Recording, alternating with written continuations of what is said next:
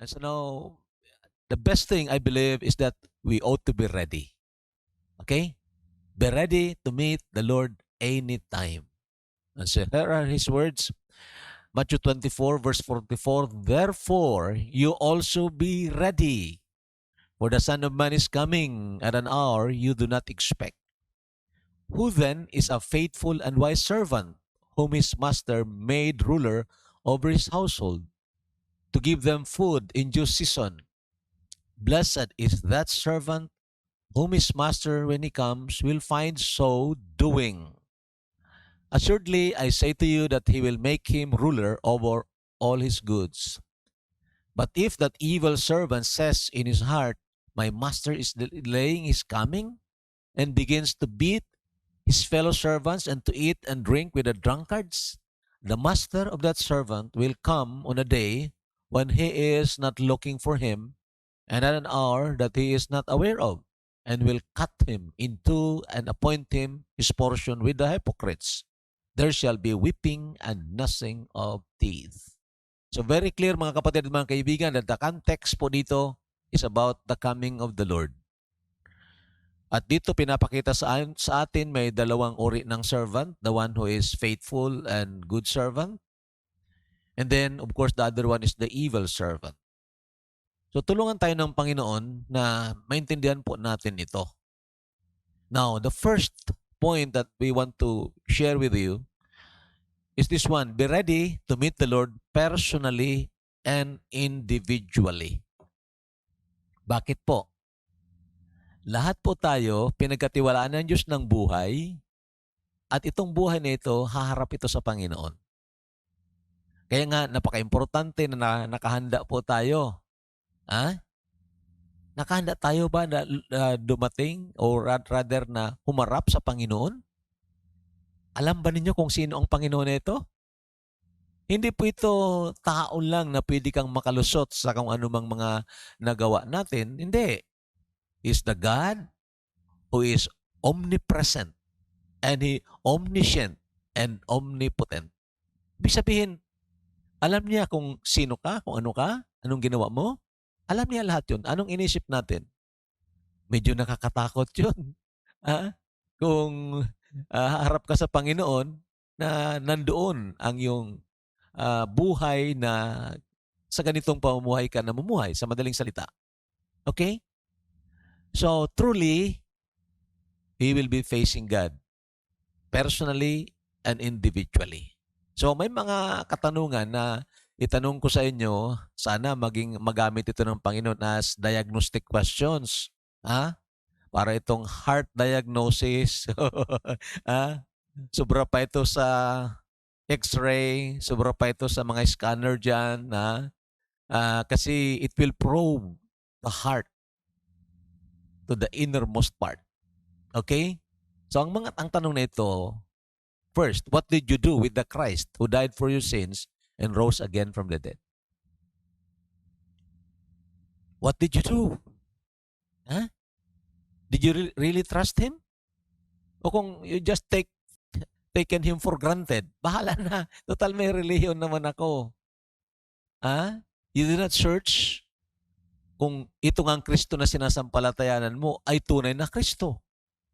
Baka alisto yan. Remember, sa context ng sinasabi ng Panginoon dito, darating daw ang mga bulaang Kristo. Darating ang mga bulaang propeta. Kung hindi mo kilala ang tunay na Kristo, then delikado ka. And that's why, ang tanong, what did you do with the Christ who died for your sins and rose again from the dead? Hindi ito ang Kristo na palaging nakapako. Hindi po. O kaya palaging maliit. Hindi ito ang Kristo na tao lang. Diyos po ito na nagkatawang tao. At siya nga pong nagbayad ng ating kasalanan. Paulit-ulit sinasabi po natin yon. Lumapit ka ba sa Kanya? Katulad ng magnanakaw doon sa cross. Ikaw ba'y talagang tunay na nanampalataya sa Kanya? Ganun po ang tanong na ito. So, other questions, did you trust Him alone for your salvation or your religion? Direct po na question yan. Nagtiwala ka talaga sa Kanya, siya lang ang siyang nagbayad ng iyong kasalanan doon sa krus ng Kalbaryo? O baka naman pinagkakatiwalaan mong iyong sarili? O kaya ang relihiyon mo? Ang aming relihiyon, ang talagang pinakamalaking relihiyon, yung unang-unang relihiyon, yun ang may pangalan sa Bible. Nako, kaibigan, I tell you, napakalaking pagkakamali po yun. Hindi po relihiyon ang namatay doon sa krus ng Kalbaryo. Person po ito. The second person of the triune God. And so, did you trust Him alone? O mayroon kang plus? May plus pa. Jesus plus Mama Mary, Jesus plus the saints, Jesus plus propeta, Jesus plus founder. Nako, dangerous ka po dyan. Ha? And so, these are diagnostic questions. The other one is, did you trust what He has done on the cross? Or your own good works? Mga katanungan po ito na mag-probe ng puso po natin. Baka naman, nagtitiwala ka sa magagawa mo. Basta, ang ginawa ko, tinanggap ko siya. Oo. Pero, yung kanyang ginawa sa krus ng Kalbaryo, minsan, may mga tinatanong akong mga tao, anong magagawa mo para mabayaran mo ang kasalanan mo? Alam ba niyo ang karamihan na nasumagot sa akin? Mananampalataya daw sila. Dapat kong tanggapin si Kristo para mabayaran kong aking mga kasalanan.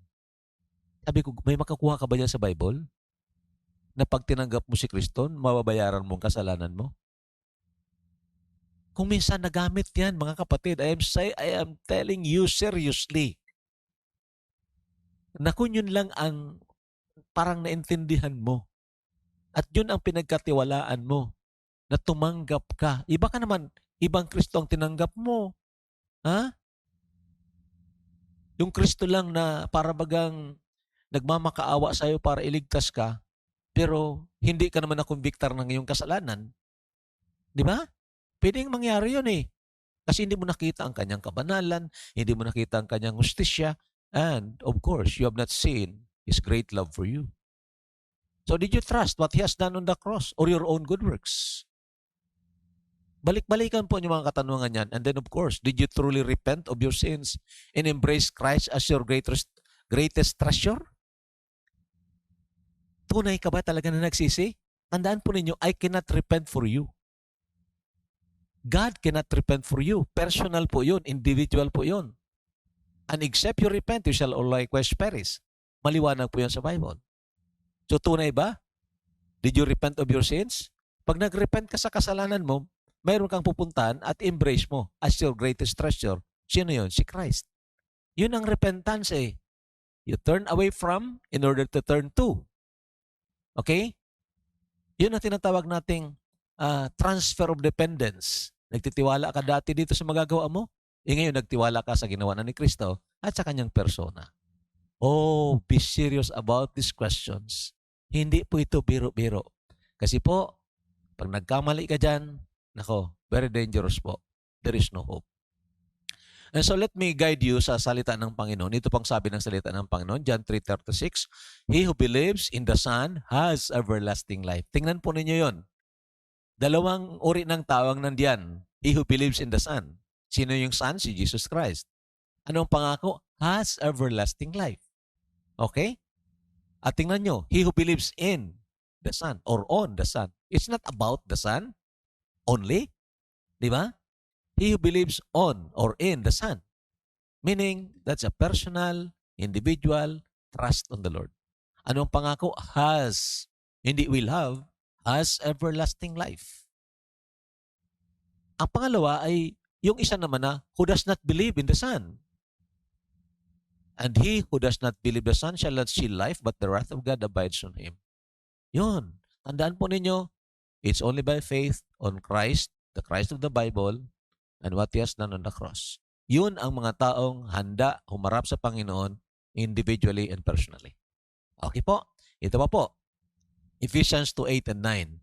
For by grace you have been saved through faith, in that not of yourselves. It is the gift of God, not of works, lest anyone should boast.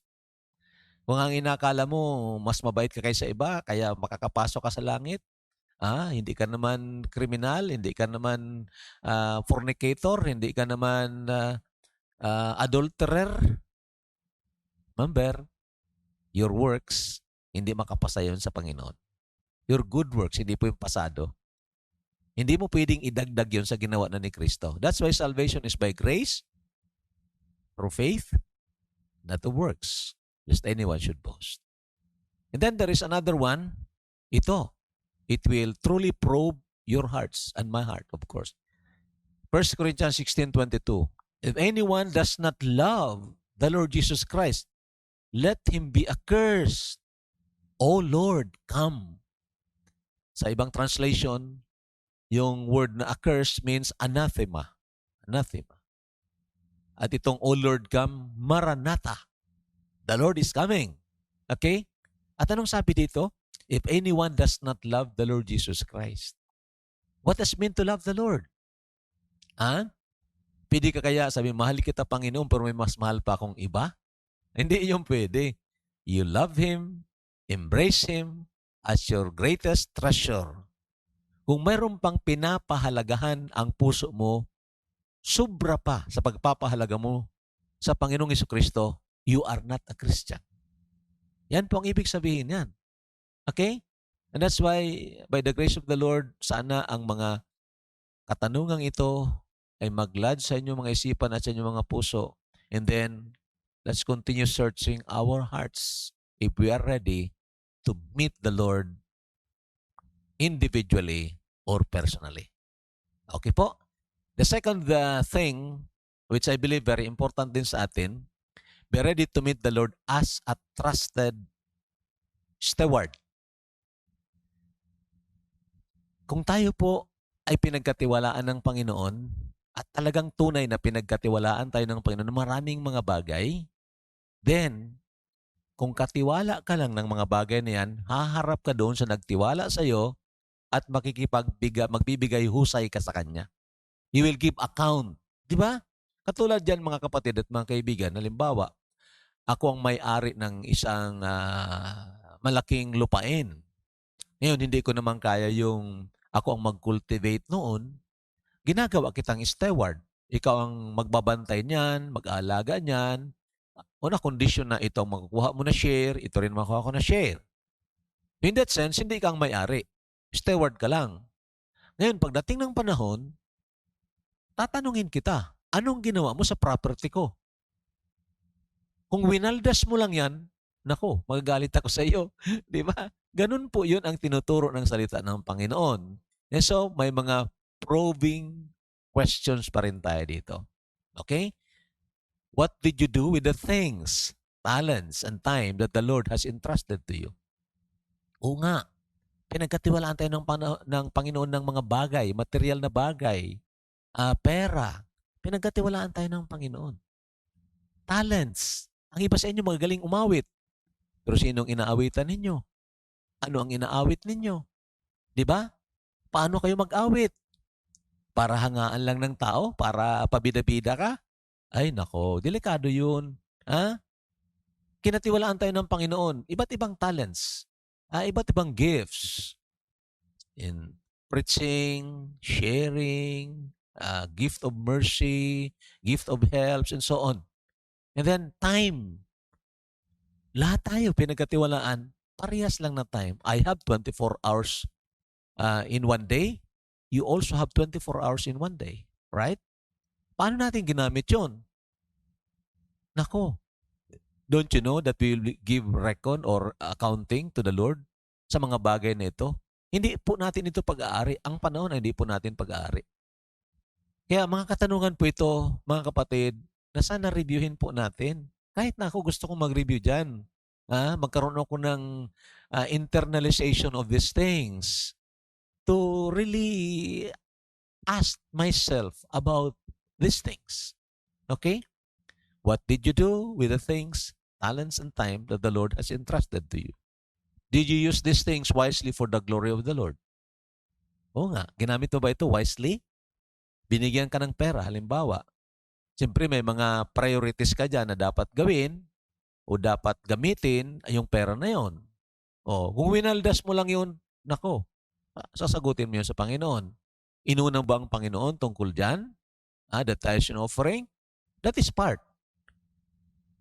Ginamit mo ba ang 90% of that to care for your family at kung ano mga bagay na talagang importante sa pamilya? Right? O baka naman, winawaldas mo lang yan sa kung ano mga bagay na alam naman natin perishing. Di ba? So, tanong po ito na dapat itanong natin sa ating sarili. Ginamit ba natin ang mga bagay na ito na pinagkatiwala ng Panginoon wisely para sa ikaluluwalhati ng Panginoon?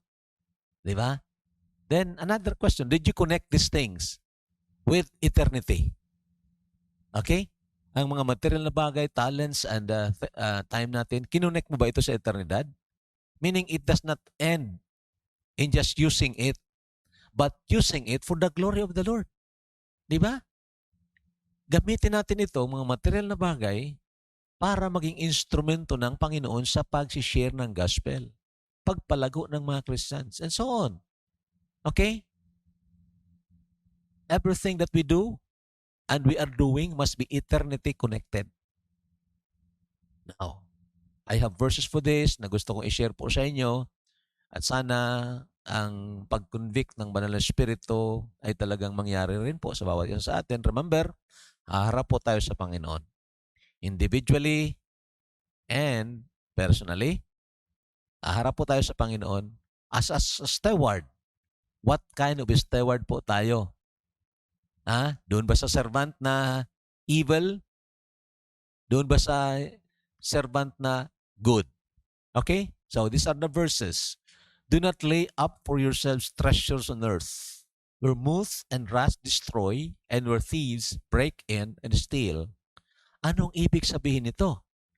Hindi ka ba pwedeng mag-impok sa bangko? Halimbawa, hindi ka ba pwedeng mag-save for the immediate future mo? No, I believe it's not. It's not the meaning of that. Di ba? Hindi po ang tinuturo dito na parang kung may pera kayong ubusin mo na ngayon sa araw na ito, bukas, bahala na. No, it's not. Tinuturo pa rin ng Panginoon ang pag-steward properly ng mga material na bagay. Kaya nga, inahalin tulad tayo, o rather tinuturuan tayo na look at the ants, thou sluggard, consider her ways and be wise. Di ba? Ano bang ginagawa ng mga langgam na ito during summer? Hindi ba nagtitipon sila? Para pag dumating yung winter time, then they have the provision. So hindi po masama mag-impok, mag-save for tomorrow. So hindi po ang kahulugan nito, do not lay up for yourselves treasures on earth. So, ang sumunod na verse, but lay up for yourselves treasures in heaven. Yun po ang ibig sabihin natin ng eternity connected. Ano mang bagay na ginagawa natin, ginagamit natin ang pinagkatiwala ng Panginoon, kailangan konektado yan sa eternidad. Ngayon, nag-suggest nga ako sa mga magulang ngayon. Kasi ang iba, nakakabili ng kung ano-ano mga bagay. Hindi naman masyado importante. Okay? At ang purpose naman sa pagbili, hindi rin maayos. Bibili ka ng cellphone. Halimbawa, bili ka ng cellphone. Bakit gusto kang bumili ng cellphone? Yung gusto mo mahal talaga na klase. Maganda talaga ang features doon. Bakit nga? Para lang makakita ka ng mga movies, para makakonect ka na mas clearer yung sounds and pictures and so on. Ganun ba yon? No, it's not. But I challenge you, kayo na mga nanonood ngayon, the best way na magamit yung cellphone ninyo ngayon, of course, makahanap kayo ng mga gandang preaching sa internet. Okay?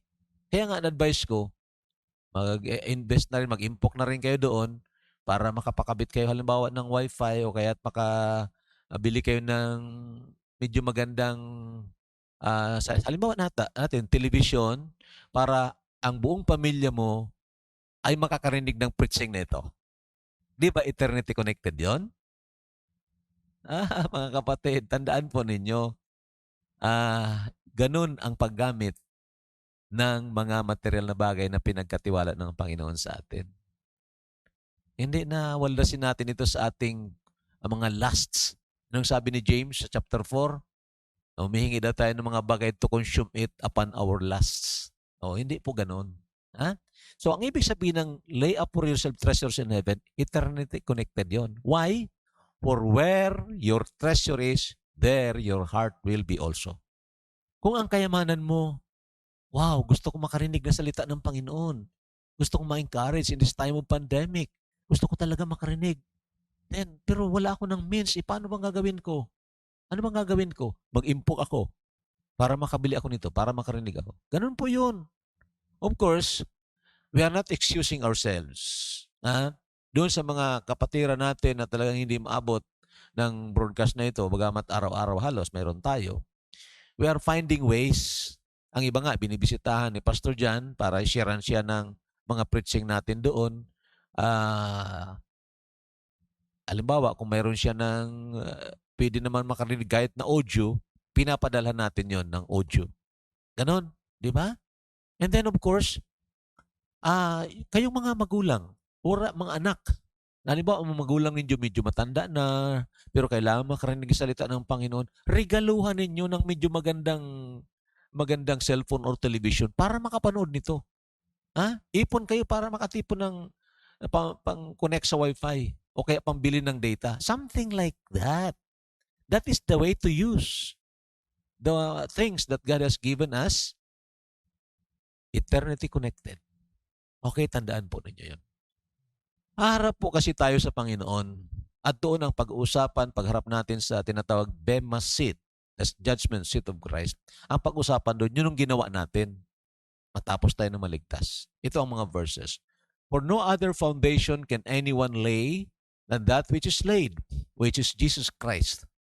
Now, if anyone builds on this foundation with gold, silver, precious stones, wood, hay, straw, each one's work will become clear, for the day will declare it, because it will be revealed by fire, and the fire will test each one's work of what sort it is. Tingnan po yung word na yan or phrase na yan. Each one's work. The fire will test. So itong, hindi ang buhay natin, hindi ang salvation dyan ang pinag-usapan, kundi paano natin ginamit ang mga material na bagay, ang mga talents, ang mga opportunities na binigay sa atin ng Panginoon para gawin ang trabaho na pinapagawa sa atin ng Panginoon. Ano ang motibo natin sa paggawa noon? When you give the tithes and the offering, anong motibo mo? It will be searched there. The fire will test each one's work. Ngayon, sabi ng verse 14 and 15, if anyone's work which he has built on it endures, meaning hindi na sira ng apoy o kaya nakapasa, wow, he will receive a reward. Mga kapatid, pwede kang maghari for 1,000 years sa millennium. Grabe. If anyone's work is burned, dahil mali ang motibo, at ginamit na yung mga material na bagay na hindi eternity connected, he will suffer loss. But he himself will be saved, yet so as through fire. Meaning, ligtas, hindi naman binabawi ng Panginoon ang kaligtasan kung nagkakamali tayo. Ligtas ka pa rin, pero hindi ka maghahari doon sa 1,000 years reign ni Christ. Okay? So, as a steward, bilang katiwala ng Panginoon sa maraming mga bagay, paano natin ginagamit yon? Test ourselves, mga kapatid. Okay? And the last, medyo pangatlo yan, pangatlo. Be ready to meet the Lord as a trusted servant leader. Alam niyo mga kapatid at mga kaibigan, hindi lang po tayo pinagkatiwalaan ng Panginoon ng material na mga bagay, time and opportunities and talents. Pinagkatiwalaan din tayo ng mga tao. Okay? Within the context of leadership, mayroon tayong pinamumunuan doon. Of course, technically speaking, in some degree, everyone is a leader. At, in their own corners, mayroong mga tao dyan na pinagkatiwala. Okay? So may mga katanungan pa rin ako dito. Tanungin natin ang ating sarili. Ito. What did you do with the people whom the Lord placed under your care? Ano ang ginawa mo sa mga tao na ipinagkatiwala ng Panginoon sa pangangalaga mo? Anong ginawa mo? Medyo malaking katanungan po ito. May scope ito na malaki rin ang judge kung judgment at pag-reward kung may pag-reward. At talaga may pag-reward. Di ba? Kung paano mo trinato, paano mo dinevelop ang mga tao under you, sagutin po natin sa Panginoon. Okay, so, another question, did you value them with dignity or did you manipulate them for your own personal interest? Ang trato mo ba sa kanila ay tao na katulad mo rin, na may honor, may dignidad? O kaya medyo ginagamit mo lang siya sa mga kagustuhan mo para masunod yung mga personal interest mo? Wow, delikado yun. Ha? And ang mga, lahat tayo as followers, dapat hindi tayo panatiko na sumusunod sa kahit kung anong capricho ng kung sinong leader. Ititingnan natin, baka naman ang leader na yan, ginagamit lang tayo para sa kanyang sarili. Hindi para sa kaluwalhatian ng Panginoon at hindi para sa ikakalago ng personal life mo to the glory of the Lord. Di ba? O baka naman inaapi ka. Oo. Para siyang Hitler. Oo. So, tandaan po ninyo, lahat po tayo nilikha ng Panginoon in the same image and likeness. As far as dignity is concerned, pantay-pantay po tayo. As part of function is concerned, hindi nga tayo pantay. Mayroon talagang leader, mayroon talaga ng follower. Mayroon talaga ng head o namumuno, mayroon talaga na magsusubmit. Okay? So ang tanong ngayon, did you value them, yung mga followers, with dignity? O inaapi mo sila? Delikado po yun. Yun ang tanong actually doon ng Panginoon sa mga servants na pinagkatiwalaan niya. Okay? Now, another question is, did you develop and nurture them to grow into Christ-likeness? Kung sila ay mananampalataya, na-disciple ba natin sila? Napakain ba natin sila ng mga tamang pagkain upang sa ganun ay lumago sila unto the stature of the Christ-like life? Ha? Ito, sinesearch ko ng aking puso, mga kapatid. God has called me to preach this word, o God's word. And I've been a pastor for how many years? 35, 36 years. I've been a Christian for 41 years. So, ang mga pinagkatiwala sa akin ng tao, tinatanong ko rin ang sarili ko. At I know that I have failures. At nag-confess ako sa Panginoon. But I want to improve in that. I want to develop and nurture people who are interested to grow in the Lord. Huh? I don't want to be man pleaser. I don't want. I want to nurture Christians. At sana ang mga mananampalataya din ay gusto na sila ay lumago. Okay? So, sana ganun po tayo, mga kapatid. Remember, there are 3 factors of growth. Number 1 is right kind of food. Ang para sa baby, baby. Ang para sa medyo adult na, then strong meat. Then another one is regularity of feeding. And there are 2 kinds of course in feeding. That is to bring them to the food. That is, kung mayroon tayo ng mga face-to-face na gathering, bring them to the food. Invite them to come. Pero there is another one, of course, bring them the food or bring the food to them. At ito ngayon ang ginagawa natin. Sana may paabot natin ito sa lalong madaling panahon. Ang purong salita ng Panginoon. Okay? And kayo na tumutulong po, sharing the Word of God. Wow, that's a great work. I tell you, that's a great work. Okay? So, in your own little corner, may mga tao na tinalaga ang Panginoon dyan. So, pag-aralan nyo, manalangin tayo lahat para kung paano natin ma-develop sila at ma-nurture to grow into Christ-likeness. Okay? Here are the verses. Una, sa mga pinagkatiwalaan dyan sa pamilya. The smallest unit of society is the family. At mayroong namumuno doon. Fathers.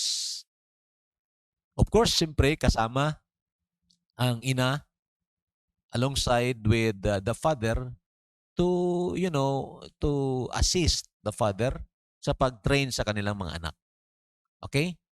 So, Proverbs 22:6, alam naman niyo yan. train up your child in the way he should go, for even when he is old, he will not depart from it. At ito is specifically for the leaders. And you fathers, do not provoke your children to wrath, but bring them up in the training and admonition of the Lord. Very important po ito. Kung tayo tunay na mananampalataya, our first concern, kung paano natin ma-develop itong mga anak natin, kung tunay sila na mananampalataya into a growing, maturing, working, serving Christians. Di ba? Ganun po. Hindi na, kontentado lang tayo. Total naligtas siya, nakatanggap yan, bahala na sila. No, it's not. Lalo na sa mga hindi mananampalataya na mga anak, nako, we have to really consume much time in prayer for them. Oh, kasi sagutin po natin sila. Pagharap mo sa Panginoon, parang katulad ng tanong ng Panginoon kay Cain. Cain, where is Abel, your brother? Hindi ba alam ng Panginoon kung saan napunta si Abel? Hindi ba alam ng Panginoon na pinatay ni Cain si Abel? Alam ng Panginoon yun. But that is not a question of the whereabouts of Abel. That is a question of accountability. Okay? What did you do with your brother? What did you do with your children? You fathers, do not provoke your children to wrath, but bring them up in the training and admonition of the Lord. And then sa mga pastors, ito na po, direct po tayo, mga kapatid. Magalit ng magalit. Kung sino dyan ang gustong magalit, you have the liberty to really be angry at me. Okay? But I am trying to tell you the word of God. Okay lang. The elders who are among you, I exhort. Si Apostol Pedro po ito. Hindi naman siya Santo Papa na tinasabi niya sa sarili, ako, Santo Papa. Kayo hindi. No. Elders din ang tawag niya. Sabi niya, who are among you. I who am a fellow elder. Oh, hindi siya Santo Papa. Tama nga, pantay lang ang tratamento niya sa kanyang mga sinusulatan dito ng mga pastor, elder, presbyteros. Okay? Okay. And witness of the suffering of Christ, and also a partaker of the glory that will be revealed. Anong exhortation? Sabi ng verse 2, shepherd the flock of God. Sa ibang translation, that's the word, feed the flock of God. And that's but right. Ito rin ang talagang major na gawain ng mga pastor sa mga flock na pinagkatiwala ng Panginoon. Pakainin sila. Hindi yung mumo ang ipapakain natin, mga crumbs, mga pinulot-pulutan kung saan. Hindi. Na tawag dito, para bagang, ano na muna natin, nag-grind na muna natin, Oo. Saka natin sinishare yun. Kaya nga, very, very important ang bilin ng Panginoon through the Apostle Paul kay Timothy. Study to show yourself approved unto God, a workman who needs not to be ashamed, rightly dividing the word of truth. Okay? Pastor ka, paboro basketball ka lang, paano-ano ka dyan, pakatapos hahanap ka dyan ng mga dati ng mga dilata ng mga preaching, tapos hindi mo nga pinagbulay-bulayan yun, i-preach mo sa mga sa congregation mo. Remember, okay naman ang mga dilata pero tandaan nyo, hindi ganun ang pag-nourish ng isang tao. So I'm not saying that I am better than you. Oh, God forbid that I would say that. I am not. But I'm saying we ought to examine ourselves. Right? Shepherd the flock of God, which is among you, serving as overseers. Overseers, that is, tawag dito, bishop, ganun, overseer, episkopos, yon. Not by compulsion, but willingly. Hindi sa pilitan, but willingly from the heart. Hindi dahil, malaki ang binibigay sa akin ng church na ito, kaya dito ako magpapastor. Dito, malaki. Tapos, ito pa, mayroong wifi. Naalala ko yung sabi ng president pa yun, ng isang seminary. At send off sila ng mga interns para magpastor sa mga churches. Ang unang tanong daw ng isang intern, may wifi ba doon, sir? Bakit? Pag wala daw ng wifi, walang buhay. Ganun ba yun? So, they are not serving as servant leader. They want to have gain. Mahirap yon. Tandaan po ninyo, haharap po tayo sa Panginoon. So, if you're only serving for money, dangerous po yon. Hindi po tayo mga mercenaryo. We are missionaries. Okay? Bringing the Word of God to the hearts of men by the power of the Holy Spirit. Okay, so not for the honest gain, but eagerly. And then verse 4, not as being lords over those entrusted to you. Wow, very specific ito. Hindi ka parang diktador. Ha? Ako ang nasusunod dito dahil akong pastor. Kaya kung anong gusto ko dito, akong dapat sundin. Kung anong sasabihin ko sa inyo, si senior kayo. O ano ka? Bakit? Ikaw ba ang Lord dyan? No, it's not. We are not. Kaya I don't believe doon sa mga kaibigan din natin ito na pati ang pastor nila yun ang treasurer. Kasi yun daw nga, naghudas si Judas dahil binigyan ng pera, naging treasurer. Iba kang pastor ang maghudas, delikado. Di ba? Oh, not as being lords over those entrusted to you. Huwag niyong aapihin. Huwag niyong para kayong bida-bida dyan dahil pastor kayo. No, don't. Don't do that. But rather as an example. Maliwanag sa Bible. Being examples to the flock. A model. Kaya nga, pastor, hindi bakero. Alam niyo yung bakero pagkakaiba? Yung butcher? Ang bakero nasa hulihan. And he's just pushing ng mga baka niya. Boo, boo, boo. Papunta doon sa bakahan. Pero the shepherd is not. He's in front. As an example. And he's calling them by name. And they follow. You know, mga kapatid, very, very important po ito. Kasi maniwala kayo o hindi, pastor man tayo, hindi pastor, haharap po tayo sa Panginoon. He will give account on those people that God has entrusted to us. You know, I have also my introspection. Tinitingnan ko rin ang aking sarili. How will I rate myself concerning this? And so, I asked for grace. And I'm asking for grace na sana magawa ko as I have learned from the scriptures nitong mga responsibilities. So that when I face the Lord as an individual person, as a steward of God's blessings, and as a servant leader to the people that God has granted me to lead, then the Lord will say, "The good and faithful servant, enter thou into the joy of the Lord." Sana ganun mapakinggan natin. Ha? Sana hindi tayo ipokritong mga servants ng Panginoon. Nagpapakunwari na shepherd pero hindi naman pala. Nilalapa yung mga karnero. Hindi pinapakain, nilalapa. And so, tulungan tayo ng Panginoon. This is the last days, mga kapatid at mga kaibigan, pastors and workers. This is the last days. We have to be serious about our relationship with the Lord and of course, with those people around us. Tulungan tayo ng Panginoon. This is your servant for Christ's sake. Salamat po.